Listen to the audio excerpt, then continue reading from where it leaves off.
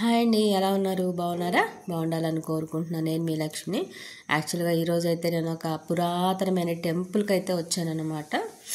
ఇది వచ్చేసేసి మన కృష్ణా జిల్లా మచిలీపట్నంలోని శివాలయం టెంపుల్. ఇది ఒక 400 సంవత్సరాల క్రితం అయితే కట్టిన టెంపుల్ అంట. భగవంతుడు అక్కడ, దేవుడు అక్కడ వెలిచాడు.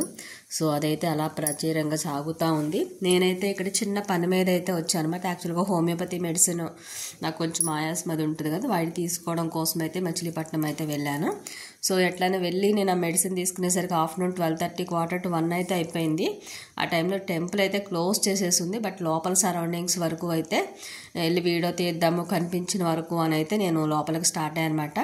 ఆ ధ్వజస్తంభం దగ్గర అయితే చక్కగా సాయిబాబా విగ్రహం, శివలింగం, అలానే నాగపడిగలు అన్నీ కూడా ప్రతిదీ పురాతనంగానే కనిపిస్తున్నాయి, ఎప్పుడోనే రాతి కట్టడాలతో. సో వెలిసిన దేవుడమ్మ, మార్నింగ్ అయితే వచ్చి దేవుడు దీపం పెట్టి వెళ్ళిపోతాను. ఇదివరకు ఎవరో చెప్పారు. సో ఈరోజు నాకు గుర్తొచ్చిందనమాట. సరే మెడిసిన్ తీసుకున్నాను, బయట వరకైనా వీడియో తీసి వెళ్దాము అనే కాన్సెప్ట్తో నేను టెంపుల్కి అయితే వచ్చానమాట. టెంపుల్లో అయితే ఎవ్వరు లేరు. అండ్ రావి చెట్టు కింద అయితే ఈ టెంపుల్ ఉంది. రావి చెట్టు దగ్గర ఉన్న టెంపుల్ అయితే చాలా మంచిది. ప్రతి గుళ్ళో కూడా ఆల్మోస్ట్ రావి చెట్టు ఉంచడానికే ట్రై చేస్తారు నాకు తెలిసి.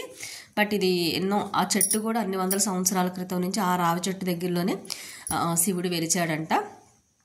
ధ్వజస్తంభం చూసారా ఎంత స్ట్రాంగ్గా ఉంది. ఇప్పుడైతే ప్రజెంట్ ఇట్లాంటివి లేవు, రాతి కట్టడాలు వెనకటి రోజులు అయితే తప్ప.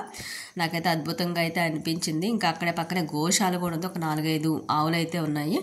అవి ఓన్లీ ఆవు పాలకి, ఆవు పెరుగులు, అభిషేకాలకు మాత్రమే ఉపయోగిస్తారంటే. ఇదైతే మీతో పర్సనల్ బ్లాగ్లో అయితే షేర్ చేసుకుంటున్నాను. Please watch it.